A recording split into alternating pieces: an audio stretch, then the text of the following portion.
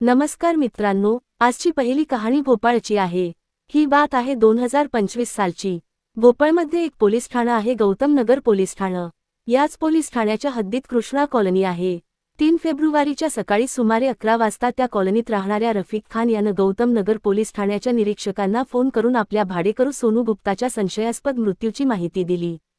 सोनू, जो मूळचा उत्तर प्रदेशच्या सुलतानपूर जिल्ह्यातला रहिवासी होता, तो एम ट्रेडर्स नावाच्या भंगाराच्या दुकानात जुन्या भांड्यांवर पॉलिश करण्याचं काम करायचा। तो PGBT कॉलेजजवळ एका भाड्याच्या घरात राहत होता। संशयास्पद मृत्यूची माहिती मिळताच निरीक्षक आपल्या पथकासह त्वरित घटनास्थळी पोहोचले। तिथं उपस्थित रफिकनं त्यांना सांगितलं की गेल्या 3-4 दिवसांपासून सोनूच्या खोलीच्या दाराला बाहेरून कुलूप लागलं होतं।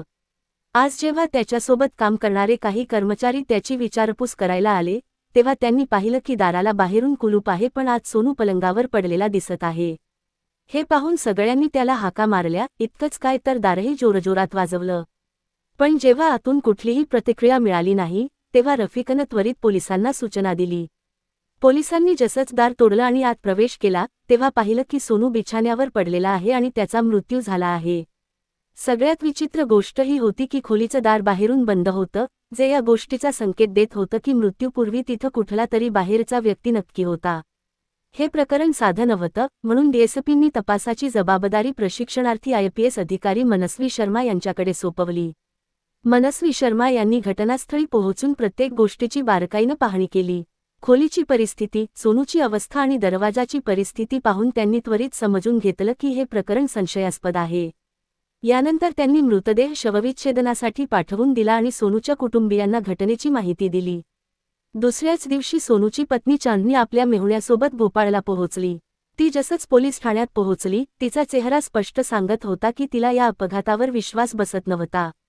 ती वारंवार हाच प्रश्न विचारत होती की शेवटी तिच्या पतीसोबत असं काय घडलं ज्यामुळे त्याचा जीव गेला। चौकशीदरम्यान चांदनीनं सांगितलं की तिच्या पतीचा भोपाळमध्ये निशा नावाच्या मुलीशी अवैध संबंध होता। तिला याबद्दल नुकतंच कळलं होतं, जेव्हा तिनं सोशल मीडियावर तिच्या पतीची आणि निशाची काही छायाचित्रे पाहिली। या गोष्टीमुळे ती सावध झाली आणि तिनं सोनूला प्रश्नही केले होते, पण तो नेहमी टाळाटाळ करायचा। आता जेव्हा सोनूचा संशयास्पद मृत्यू झाला, तेव्हा चांदनीला पूर्ण खात्री होती की यामागे निशाच हात आहे। चांदनीसोबत आलेल्या तिच्या मेहुण्यानंही पोलिसांना काही महत्त्वाच्या गोष्टी सांगितल्या। त्यानं सांगितलं की सोनूनं 1-2दा त्याच्याशी निशाबद्दल मोकळेपणानं बोलणं केलं होतं। तो चांदनीला सोडून निशाशी लग्न करू इच्छित होता, पण मेहुण्यानं त्याला समजावलं आणि असं करण्यापासून रोखलं होतं। मेहुण्यानं हेही सांगितलं की जेव्हा पोलिसांनी सोनूच्या खोलीची झडती घेतली, तेव्हा तिथून चुडा आणि कुंकू जप्त करण्यात आलं। या गोष्टीमुळे संशय अधिक पक्का झाला की निशाच या प्रकरणात सहभागी असू शकते। शवविच्छेदनानंतर चांदनी आणि तिचा मेहुणा मृतदेह घेऊन आपल्या गावी परतले। तिकडे पोलिसांनी चांदनीच्या विधानाच्या आधारावर सोनूची प्रेयसी निशाला पोलीस ठाण्यात बोलावलं आणि तिच्याशी कडक चौकशी केली। निशानं कबूल केलं की तिचे आणि सोनूचे संबंध नक्की होते, पण तिनं हेही स्पष्ट केलं की ती अनेक दिवसांपासून सोनूच्या घरी गेली नव्हती। तिनं सांगितलं की ती स्वतःही परेशान होती, कारण 10 फेब्रुवारीनंतर तिनं सोनूला 50 वेळा फोन केला, पण ना त्यानं कुठलाही कॉल उचलला, ना कधी परत फोन केला। निशाचं म्हणणं होतं की जर ती खरोखर त्याच्या घरी गेली असती, तर काय ती स्वतः त्याला लगातार फोन करत राहिली असती? तिनं पोलिसांसमोर आपली निर्दोषता सिद्ध करण्याचा प्रयत्न केला, पण संशयाची सुई अजूनही तिच्यावरच खिळलेली होती। सोनू शेवटचा 8 फेब्रुवारी रोजी आपल्या दुकानात गेला होता। पोलिसांना संशय आला की त्याची हत्या त्याच रात्री झाली असेल। या अंदाजाची पुष्टी करण्यासाठी पोलिसांनी घटनेच्या रात्रीच्या आसपासच्या CCTV फुटेज तपासायला सुरुवात केली आणि सोबतच सोनूच्या मोबाईलची कॉल डिटेल्सही काढल्या। CDR तपासणीत एक चकित करणारी माहिती समोर आली। कळालं की 8 फेब्रुवारीच्या रात्री सोनूच्या फोनवर एका अनोळखी क्रमांकावरून कॉल आला होता। जेव्हा पोलिसांनी त्या क्रमांकाचं लोकेशन ट्रेस केलं, तेव्हा कळालं की कॉल रेल्वे स्थानकातून करण्यात आला होता।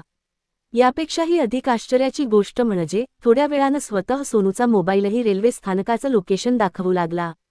यावरून पोलिसांना हे समजायला उशीर झाला नाही की घटनेच्या रात्री कुठला तरी बाहेरचा व्यक्ती सोनूला भेटायला आला होता, जो कदाचित त्याच्या मृत्यूच्या गुंतागुंतीशी जोडलेला असू शकतो। आता पोलिसांची नजर त्या अनोळखी क्रमांकावर आणि रेल्वे स्थानकाच्या CCTV फुटेजवर खिळली होती, ज्यामुळे प्रकरणाचं सत्य समोर येऊ शकेल। पोस्टमार्टम अहवालात स्पष्ट झालं की सोनूची हत्या गळा आवळून करण्यात आली होती। याशिवाय पोलिसांना आणखी एक महत्त्वाची माहिती मिळाली। ज्या अनोळखी क्रमांकावरून घटनेच्या रात्री सोनूला फोन करण्यात आला होता त्या क्रमांकाच्या मालकानं सांगितलं की भोपाळ रेल्वे स्थानकावर एका व्यक्तीनं त्याच्याकडून मोबाईल मागून हा कॉल केला होता। आता पोलिसांनी सोनूच्या पत्नी आणि तिच्या इतर नातेवाईकांच्या मोबाईलची तपासणी सुरू केली। तपासणीत समोर आलं की सोनूचा मेहुणा, ज्याचा फोन घटनेच्या एक दिवस आधीपर्यंत बंद होता, त्याच रात्री थोड्या वेळासाठी भोपाळ रेल्वे स्थानक भागात चालू झाला होता। या खुलाशानं संपूर्ण प्रकरण स्पष्ट झालं। अनोळखीच्या फोनवरून सोनूला कॉल करणारा दुसरा कोणी नसून तो स्वतः मेहुणाच होता। पोलिसांचा पूर्ण संशय आता मेहुण्यावर केंद्रित झाला।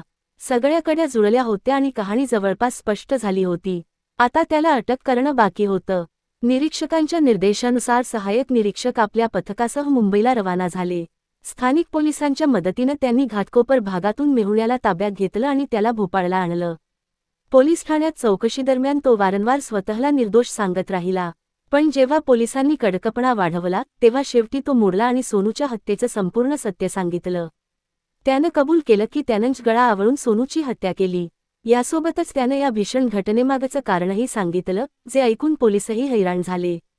मेहुण्यानं सांगितलं की जेव्हा त्याचं लग्न चांदनीच्या मोठ्या बहिणीशी झालं तेव्हा चांदनी अवघी 10 वर्षांची होती। वेळ सरकत गेला आणि जसंच चांदनी किशोरवयातून तरुणाईच्या उंबरठ्यावर पोहोचली तेव्हा तो तिच्या सौंदर्यावर फिदा झाला। हळूहळू त्याच्या मनात आपल्याच सालीला मिळवण्याची इच्छा जागृत झाली। त्यानं चांदनीला आपल्या जाळ्यात अडकवण्यासाठी अनेक प्रकारची हत्यारं वापरली, पण चांदनी प्रत्येक वेळी त्याच्यापासून बचावत असे। याच दरम्यान कुटुंबियांनी चांदनीचं नातं उत्तर प्रदेशातील सुलतानपूरच्या रहिवाशी सोनू गुप्ताशी ठरवलं, जो पूर्वी गुजरातमध्ये काम करत होता। चांदनीचं लग्न सोनूशी झालं, पण मेहुण्यानं तिला मिळवण्याचे प्रयत्न सोडले नाहीत। तो अजूनही संधीच्या शोधात होता। या दरम्यान भोपाळमध्ये राहताना सोनूचं निशा नावाच्या मुलीशी अफेअर झालं। निशा चांदनी एवढी सुंदर नसली तरी तिला पुरुषांना आनंदित करायला चांगली येत होतं। तिच्या अदांनी सोनूला पूर्णपणे वेड लावलं। जेव्हापासून चांदनी गुजरातमध्ये राहू लागली होती तेव्हापासून सोनूला खुली सूट मिळाली होती आणि तो निशासोबत मज्जा करत होता। याच दरम्यान त्यानं निशासोबत काही अंतरंग छायाचित्रे काढून सोशल मीडियावर पोस्ट केली। हीच ती छायाचित्रे होती जी नंतर चांदनीच्या हाती लागली। आपल्या पतीला दुसऱ्या कुणासोबत असं पाहून चांदनीचा राग फुटला। तिनं उशीर न करता आपल्या जावयाला सगळी गोष्ट सांगितली आणि आपल्या मनातली वेदना त्याच्यासमोर ठेवली। चांदनीनं मेहुण्याला आपल्या पतीला समजावण्याची विनंती केली, पण हे ऐकून मेहुण्याच्या चेहऱ्यावर एक विचित्र आनंद पसरला। त्यानं सोनूला समजावण्याचं आश्वासन देण्याऐवजी स्वतः चांदनीला समजावण्याचा प्रयत्न सुरू केला। मेहुण्यानं तिला समजावलं की जो पुरुष वाट चुकतो त्याला पुन्हा कधी योग्य मार्गावर आणता येत नाही, म्हणून सोनूची चिंता सोडून तिनं स्वतःच्या आनंदाचा विचार करावा। मेहुण्यानं मोकळेपणानं चांदनीला सांगितलं की तो वर्षांपासून तिला मिळवण्यासाठी व्याकुळ आहे, म्हणून आता तिनं त्याच्या प्रेमाला स्वीकारावं।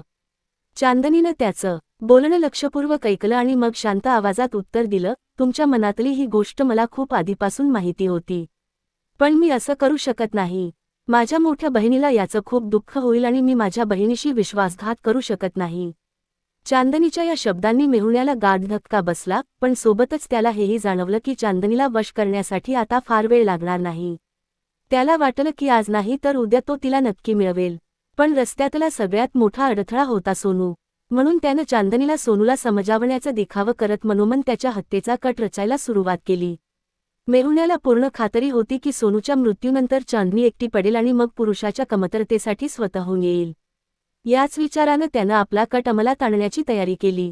मुंबईहून निघण्यापूर्वी त्यानं चलाखीनं आपला मोबाईल बंद केला, जेणेकरून पोलीस त्याचं लोकेशन ट्रेस करू शकू नयेत।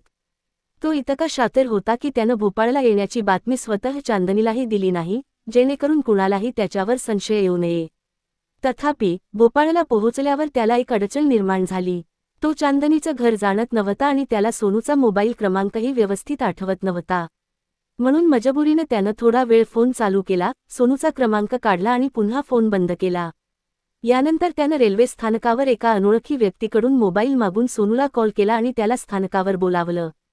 सोनूला जराही शंका आली नाही। तो बिना संशयानं मेहुण्याला स्थानकावरून आपल्या घरी घेऊन आला। रात्र झाल्यावर जेव्हा सर्व शांत होतं आणि योग्य संधी मिळाली तेव्हा मेहुण्यानं सोनूचा गळा दाबून त्याची हत्या केली। यानंतर कुणाला शंका येऊ नये म्हणून त्यानं बाहेरून खोलीला कुलूप लावलं आणि त्वरित मुंबईसाठी निघून गेला। पण पोलिसांच्या हुशारीमुळे आणि वेगानं केलेल्या तपासानं मेहुण्याची सगळी चलाखी उधळून लावली। सीसीटीव्ही फुटेज, कॉल डिटेल्स आणि मोबाईलचं लोकेशन यांनी हळूहळू सगळे थर उघडे केले। आता मेहुणा तुरुंगात आहे आणि न्यायालयात त्याच्याविरुद्ध खटला चालू आहे. पोलिसांनी त्याच्याविरुद्ध पक्के पुरावे गोळा केले आहेत. मोबाईलचं location, call details, CCTV footage आणि त्याचं स्वतःचं कबुली जबाब. चांदनी, जिनं आपला पती गमावला, ती आता न्यायालयात न्यायाची लढाई लढत आहे. तिकडं सोनूच्या कुटुंबालाही आशा आहे की मेहुण्याला कडक शिक्षा मिळेल. न्यायालयात खटल्याची सुनावणी सुरू आहे, पण एक गोष्ट नक्की आहे की ज्यानं आपल्या भोग आणि लालचीपोटी एका निष्पापाचा जीव घेतला, तो कायद्याच्या पंजातून सुटणार नाही. आजची दुसरी कहाणी गुजरातच्या सुरतची आहे. ही बात आहे 2024 सालची. सुरतमध्ये एक भाग आहे. याच भागात 30 वर्षांचा आफताब आलम राहत होता. तो एका खासगी दूरसंचार कंपनीत नोकरी करायचा. त्याचं काम होतं आजूबाजूच्या भागात त्याच्या कंपनीच्या केबलची राखण करणं. या कारणामुळे तो रोज बाईकनं त्या भागात गस्त घालायचा. 2 जुलै 2024च्या सकाळीही तो नेहमीप्रमाणे गस्तीसाठी निघाला. सुमारे सकाळी 4 वाजता जेव्हा तो पलसान येथून निघून भाटिया चेकपोस्टमधून आपल्या घराकडे परतत होता, तेव्हा डिंडोलीजवळ त्याला लघुशंकेची गरज भासली. तो रस्त्याच्या कडेला असलेल्या नहराजवळ गेला. तेवढ्यात त्याची नजर नहराच्या काठी एका खड्ड्यात पडलेल्या निळ्या रंगाच्या ड्रमवर पडली. आफताबनं ड्रमकडे थोडं अधिक लक्षपूर्वक पाहिलं तर त्यात त्याला कुठल्यातरी माणसाचा एक पाय दिसला. हे पाहून तो घाबरला आणि त्वरित आपल्या अधिकाऱ्याला फोन करून दिला. थोड्याच वेळात अधिकारी घटनास्थळी पोहोचले. योगायोगानं त्याचवेळी तिथून पोलीस नियंत्रण कक्षाची एक व्हॅनही जात होती. आफताबनं त्वरित पीसीआर व्हॅन थांबवून ड्रममध्ये मानवी पाय दिसल्याची सूचना दिली. व्हॅनमधून उतरलेल्या पोलीस कर्मचाऱ्यांनी जेव्हा ड्रम उघडून पाहिलं, तेव्हा त्यांना खात्री पटली की हे कुठलं साधं प्रकरण नाही. ड्रमच्या आत एक मृतदेह होता ज्याला सिमेंट आणि कॉन्क्रीटनं पूर्णपणे भरून टाकलं होतं, जेणेकरून तो बाहेर येऊ नये आणि त्याची ओळख पटणं कठीण व्हावं. यानंतर पोलीस नियंत्रण कक्षानं पोलीस ठाण्याला सूचना दिली की भडुलमध्ये मृतदेह सापडला आहे. सूचना मिळताच पोलीस ठाण्याचे एसएचओ आपल्या पथकासह घटनास्थळी पोहोचले. जेव्हा त्यांनी ड्रमच्या आत डोकावून पाहिलं, तेव्हा तिथं फक्त मृतदेहाचे पाय दिसत होते. मृतदेहाच्या पायांची अवस्था इतकी वाईट होती की जिथं कुठं हात लावायचा तिथली त्वचा निघून जात होती. केवळ पाय पाहून हा अंदाज लावणंही कठीण होतं की मरणारा पुरुष होता की महिला. प्रकरणाची गंभीरता समजून एसएचओंनी पोलीस अधिकाऱ्यांना सूचना दिली. सूचना मिळताच डीसीपीही घटनास्थळी पोहोचले. घटनास्थळाची पाहणी केल्यानंतर पोलिसांनी मृतदेह ड्रमसकट नागरी रुग्णालयात पाठवून दिला. डीसीपींनी प्रकरणाची गंभीरता लक्षात घेऊन पोलीस ठाण्याची 6 आणि गुन्हे शाखेची 7 पथकं तयार करून तपास सुरू करवला. मृतदेहासोबत मिळालेल्या कपड्यांमध्ये असं काहीही नव्हतं ज्यामुळे महिलेची ओळख पटू शकेल. घटनास्थळावरून कुठलाही ठोस सुगावाही मिळाला नाही. सर्वात मोठी अडचण ही होती की जिथं मृतदेह सापडला, तिथं कुठलाही सीसीटीव्ही कॅमेरा नव्हता. जो कॅमेरा उपस्थित होता, तोही दूर होता, म्हणून त्यातून काही खास माहिती मिळू शकली नाही. पोलिसांनी ड्रमवर लिहिलेला पत्ता आणि बॅच क्रमांक लक्षपूर्वक पाहिला आणि याची चौकशी सुरू केली. आता प्रश्न होता की हा ड्रम शेवटी कुठून आला? जर याचा पत्ता लागला तर खुन्यापर्यंत पोहोचणं थोडं सोपं होऊ शकेल. तपासात कळालं की हा ड्रम अहमदाबादच्या एका खासगी रासायनिक कंपनीतून पुरवठा करण्यात आला होता. पोलिसांनी त्वरित कंपनीशी संपर्क केला आणि त्यांचे रेकॉर्ड तपासले. कागदपत्रांमध्ये स्पष्टपणे लिहिलं होतं की हा ड्रम अनेक ठिकाणी पाठवण्यात आला होता. पण काही विशिष्ट ठिकाणं अशी होती जिथं अलीकडे मोठ्या प्रमाणात पुरवठा झाला होता. आता पोलिसांनी त्या सर्व कंपन्या आणि गोदामांची यादी केली जिथं हा ड्रम पाठवण्यात आला होता. यानंतर पोलीस पथकांनी त्या ठिकाणी जाऊन चौकशी सुरू केली. जसंजसं पोलीस पुढे जात होते, तसंतसं आशा वाढत होती की कदाचित खुन्यापर्यंत पोहोचता येईल. पोलिसांना हा अंदाजही होता की खुन्यानं ड्रम कुठल्यातरी कारखान्यातून किंवा दुकानातून विकत घेतला असेल. म्हणून त्यांनी त्या दुकानांची आणि गोदामांचीही चौकशी सुरू केली जिथं अशा प्रकारचे ड्रम विकले जात असत. पोलिसांना ड्रमच्या माध्यमातून तपास पुढे नेण्याचा एक ठोस सुगावा मिळाला होता. अहमदाबादच्या रासायनिक कंपनीकडून मिळालेल्या माहितीनुसार हा ड्रम 30 एप्रिल 2024 रोजी सुरत येथील सचिन GIDC मधल्या एका रासायनिक कंपनीला पाठवण्यात आला होता. पोलिसांनी त्वरित सुरतच्या त्या कंपनीपर्यंत पोहोच केली. तपासात कळालं की 1 मे 2024 रोजी हा ड्रम दुसऱ्या एका कंपनीला पाठवून दिला गेला होता. पोलीस आता त्या दुसऱ्या कंपनीपर्यंत पोहोचले. तिथं चौकशी केली असता समजलं की रसायन रिकामं केल्यानंतर ड्रम भंगारवाल्याला विकून टाकला जातो. आता पोलिसांची नजर भंगारवाल्यावर होती. त्यांनी भंगाराच्या दुकानांची चौकशी सुरू केली आणि शेवटी तो भंगारवाला मिळाला ज्यानं हा ड्रम विकत घेतला होता. पोलिसांना आता भंगारवाल्यापर्यंत पोहोचायचं होतं. कंपनीच्या संचालकांकडून मिळालेल्या माहितीच्या आधारावर पोलीस सचिन GIDCच्या गेट क्रमांक 2 जवळ स्थित शकील भंगारवाल्याच्या गोदामापर्यंत पोहोचले.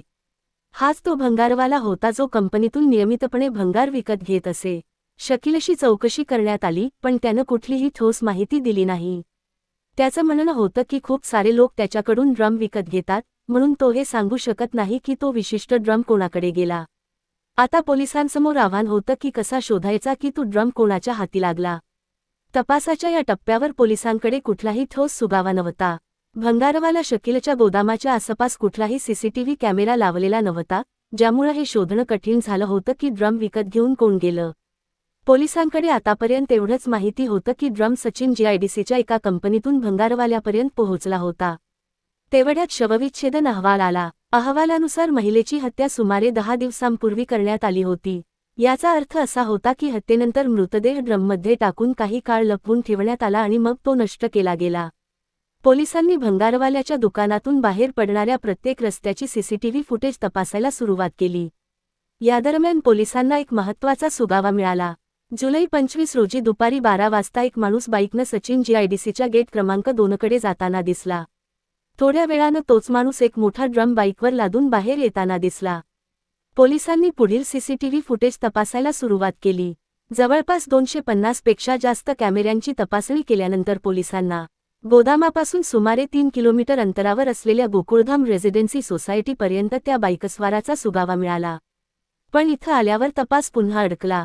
सोसायटीच्या आसपास कुठलाही सीसीटीव्ही कॅमेरा नव्हता. आता पोलिसांकडे एकच मार्ग होता, सोसायटीतल्या लोकांकडून चौकशी करणं. सीसीटीव्ही फुटेजमध्ये दिसलेल्या व्यक्तीचा फोटो घेऊन पोलीस सोसायटीतल्या लोकांशी चौकशी करू लागले. अनेक लोकांना विचारल्यानंतर शेवटी पोलिसांना त्या व्यक्तीचं घर मिळालं. पोलिसांनी दार वाजवलं. आतून 43 वर्षांचा एक व्यक्ती बाहेर आला, ज्यानं आपलं नाव संजय गोपाली सांगितलं. हाच तो व्यक्ती होता जो ड्रम घेऊन गेला होता. निरीक्षकांनी त्याला ताब्यात घेतलं आणि पोलीस ठाण्यात आणलं. पोलीस ठाण्यात डीसीपींच्या उपस्थितीत चौकशी सुरू झाली. सुरुवातीला संजय इकडच्या तिकडच्या गोष्टी बोलू लागला, पण जेव्हा पोलिसांनी कडकपणा दाखवला तेव्हा तो मोडला. कुठलाही संकोच न करता संजयनं कबूल केलं की ड्रममध्ये मिळालेल्या महिलेची हत्या त्यानंच केली होती. ती त्याची पत्नी धर्मिष्ठा होती. यानंतर संजयनं पोलिसांना आपल्या पत्नीच्या हत्येची संपूर्ण कहाणी सांगितली, अशी एक कहाणी जी नात्यांच्या तुटण्याची आणि एका भीषण अंताची साक्ष देत होती. गुजरातच्या सुरत जिल्ह्यातल्या भेस्तान पोलीस ठाण्याच्या हद्दीतील गोकुळधाम रेसिडेन्सी सोसायटीत राहणारा संजय गोपाली मूळचा भावनगर जिल्ह्यातल्या बुधील गावचा रहिवासी होता. तो गेल्या 1-2 वर्षांपासून यकृताच्या आजारानं ग्रस्त होता, ज्यामुळे त्यानं काम धंदा सोडला होता. बेकारी आणि आजारपणानं त्याचं आयुष्य वाईट रीतीनं प्रभावित केलं होतं. संजय आपल्या फ्लॅटमध्ये 33 वर्षांच्या पत्नीसोबत, तिची मोठी बहीण आणि तिचा मुलगा यांच्यासोबत राहत होता. याशिवाय त्याची 10 वर्षांची मुलगीही तिथं होती, तर 5 वर्षांचा मुलगा आजोबांकडे गावी राहत होता. यकृताच्या आजारामुळे संजय बहुतेक वेळा घरीच विश्रांती घेत असे. घराचा खर्च चालवण्याची जबाबदारी त्याच्या पत्नीवर होती, जी सचिन जीआयडीसीच्या डायमंड नगर भागातल्या एका कंपनीत नोकरी करत होती. धर्मिष्ठाची मोठी बहीण ही सचिन जीआयडीसीच्या कंपनीत नोकरी करत होती. तिचा मुलगा निमित्तही त्याच भागात एका भंगारवाल्याकडे नोकरी करत होता. संजयचे वडील गावातल्या एका कंपनीत वॉचमनची नोकरी करत होते, तर त्याची आई घर सांभाळत होती. संजयचा एक मोठा भाऊही होता, जो योगायोगानं त्याच्यासारखाच यकृताच्या आजारानं ग्रस्त होता.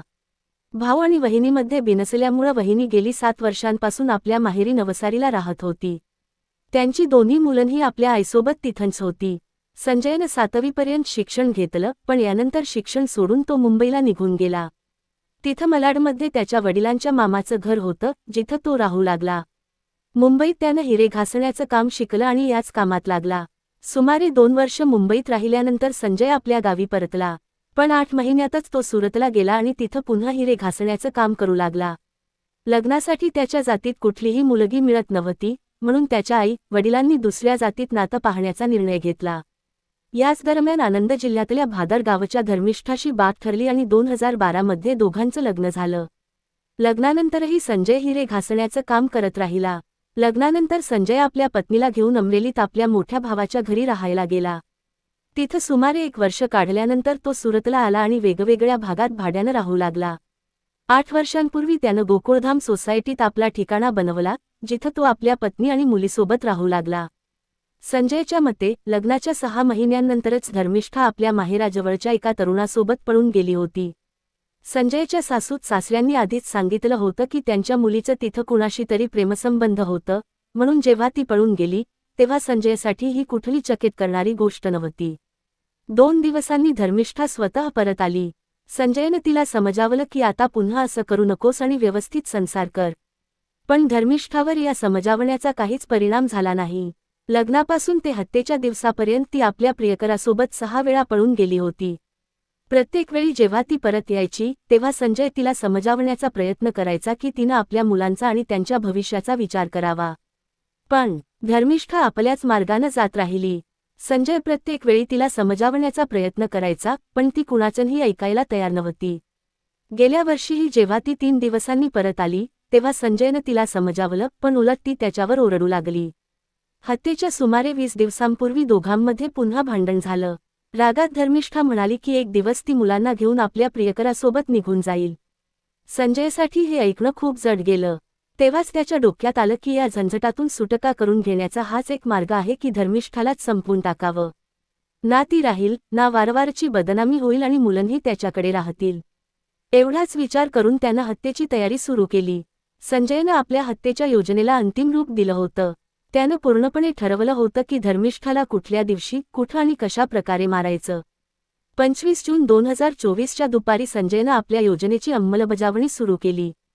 तो सचिन हजीरा हायवेवरील सचिन GIDCच्या गेट क्रमांक 2 जवळ भंगारवाला शकीलकडे गेला. तिथं त्यानं 300 रुपयांना एक निळा रंगाचा 200 लिटरचा प्लास्टिक ड्रम विकत घेतला. तो बाईकवर बांधून घरी आणला. यानंतर एका तासानं तो आपली बाईक घेऊन पॉलीग्राम भाजी मंडईत गेला, जिथून त्यानं हार्डवेअरच्या एका दुकानातून 500 रुपयांना सिमेंटची एक बोरी विकत घेतली. या वस्तू घेऊन तो आपल्या घरी परतला आणि मग हळूहळू हत्येची योजना पूर्ण करण्यासाठी तयार होऊ लागला. संजयनं संधी साधताच आपली योजना अंमलात आणण्याचा विचार केला. जून 27 गुरुवार रोजी त्यानं पाहिलं की घरात कोणी नव्हतं. त्याची मुलगी शाळेत गेली होती आणि धर्मिष्ठा, तिची बहीण आणि तिचा मुलगा आपापल्या नोकरीवर गेले होते. संजयला ही योग्य संधी वाटली आणि त्यानं विचार केला की आताच वेळ आहे जेव्हा तो आपल्या पत्नीला संपवू शकतो. तो आपल्या पत्नीच्या कंपनीत बहाणा करून गेला की तिला घरी घेऊन जायचं आहे.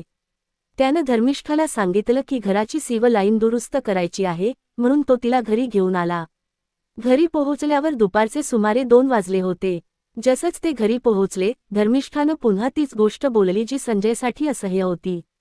ती म्हणाली, मी कुठल्या तरी दिवशी मुलांना घेऊन माझ्या प्रियकरासोबत निघून जाईन. संजयनं आधीच सगळी योजना तयार ठेवली होती.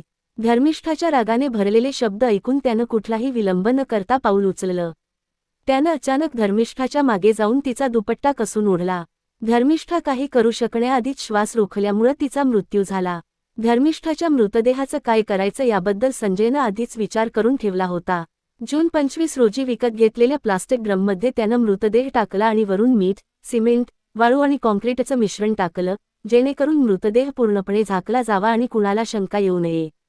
संजयनं ड्रमच्या वर पांढरी प्लास्टिकची पिशवी बांधली. यानंतर तो घराबाहेर निघून गेला. संध्याकाळी जेव्हा संजय घरी परतला तेव्हा धर्मिष्ठाची बहीण, तिचा मुलगा आणि त्याची मुलगी घरी आले होते. धर्मिष्ठाला घरात न पाहून बहिणीनं संजयला तिच्याबद्दल विचारलं, तेव्हा संजयनं कुठलीही हिचकिचाहट न दाखवता सांगितलं की ती कुणाबरोबर तरी पळून गेली आहे. कारण धर्मिष्ठा याआधीही पळून गेली होती, म्हणून बहिणीनं संजयच्या बोलण्यावर विश्वास ठेवला. धर्मिष्ठाच्या हत्येनंतर संजयनं मृतदेहाने भरलेला ड्रम 2 दिवस घरातच ठेवला. 29 जून 2024 रोजी त्याला मृतदेहाचा ड्रम नष्ट करण्याचा विचार सुचला. यावेळेपर्यंत सिमेंटचं घोळही पूर्णपणे घट्ट झालं होतं. त्यानं आपल्या एका ओळखीच्या टेम्प ड्रायव्हरशी संपर्क केला आणि सांगितलं की घरात एका ड्रममध्ये काही सामान ठेवलं आहे, जे त्याला कुठंतरी पाण्यात फेकून द्यायचं आहे. यासाठी त्याला काही मजूर आणि टेम्पोची गरज होती. टेम्प ड्रायव्हर संजयच्या बोलण्यावर राजी झाला आणि तो मजुरांसोबत टेम्प घेऊन संजयच्या घरी पोहोचला. संजयनं मजुरांच्या मदतीनं 3ऱ्या मजल्यावरून ड्रम खाली आणून टेम्पोमध्ये ठेवला. ड्रममध्ये मृतदेह होता हे फक्त संजयलाच माहिती होतं. मग संजयनं टेम्प ड्रायव्हरला सांगितलं की ड्रम इलेश गावच्या नेहेर रस्त्यावर नेऊन टाका. टेम्प नेहेर रस्त्यापर्यंत पोहोचला आणि त्यांनी तो ड्रम पाण्यात फेकून दिला. हे काम पूर्ण केल्यानंतर संजयनं टेम्पोचं भाडं 500 रुपये आणि मजुरांना 200 ते 200 रुपये मजुरी दिली. पोलिसांनी संजयला न्यायालयात हजर केलं, जिथून त्याला तुरुंगात पाठवण्यात आलं. अशा प्रकारे पुन्हा एकदा एका जघन्य गुन्ह्याचा पर्दाफाश झाला आणि गुन्हेगाराला कडक शिक्षेचा सामना करावा लागला. या कहाणीत अनेक चुकीच्या गोष्टी आहेत ज्या आपल्याला शिकवतात की आपण कुठल्याही परेशानीचं समाधान हिंसा किंवा चुकीच्या पद्धतीनं करू शकत नाही. संजयनं आपल्या पत्नीची हत्या केली तर त्यांना आपल्या समस्यांचं समाधान बोलणी, समजूतदारपणा आणि योग्य पद्धतीनं करायला हवं होतं. हिंसा कधीच कुठल्याही समस्येचं समाधान होऊ शकत नाही. संजयनं धर्मिष्ठाच्या वारंवार पळून जाण्याच्या गोष्टींकडे दुर्लक्ष केलं आणि रागाच्या भरात तिच्यावर भीषण कृत्य केलं. जर त्यानं आपल्या पत्नीशी बोलणी केली असती, तिच्या अडचणी समजून घेतल्या असत्या किंवा कुठल्या व्यावसायिकाची मदत घेतली असती तर कदाचित ही परिस्थिती आली नसती. याशिवाय संजयनं आपल्या पत्नीची हत्या लपवण्यासाठी खोटं बोललं आणि कुटुंबाला फसवलं. हे दाखवतं की कुठलाही गुन्हा लपवणं आणि खोटं बोलणं आपल्याला अधिक अडचणीत टाकतं. कहाणीत संजयनं कायदेशीर मार्ग अवलंबला नाही. जर तो कायद्याकडे गेला असता तर त्याला त्याच्या समस्येचं समाधान मिळू शकलं असतं. याऐवजी त्यानं रागाच्या भरात आपल्या पत्नीचा जीव घेतला. या कहाणीतून आपल्याला हे शिकायला मिळतं की जर आपण आपल्या समस्यांचं समाधान विचारपूर्वक आणि योग्य पद्धतीनं केलं तर अशा घटना घडणार नाहीत. आमचा उद्देश आहे की लोक या घटनांमधून शिकावे आणि चुकीच्या मार्गांवर चालण्यापासून दूर राहावे. ही कहाणी एक महत्त्वाचा इशारा आहे जी आपल्याला सांगते की आयुष्यात योग्य निर्णय घेणं किती महत्त्वाचं आहे. आपण मिळून एक चांगला समाज बनवण्याचा प्रयत्न केला पाहिजे जिथं प्रेम आणि प्रामाणिकपणाला महत्त्व असेल. अशा सत्य घटना आणि त्यातून मिळालेल्या संदेशांसोबत मी पुन्हा परत येईन. तोपर्यंत सुरक्षित राहा, सतर्क राहा आणि लक्षात ठेवा की प्रत्येक पाऊल विचारपूर्वक उचला.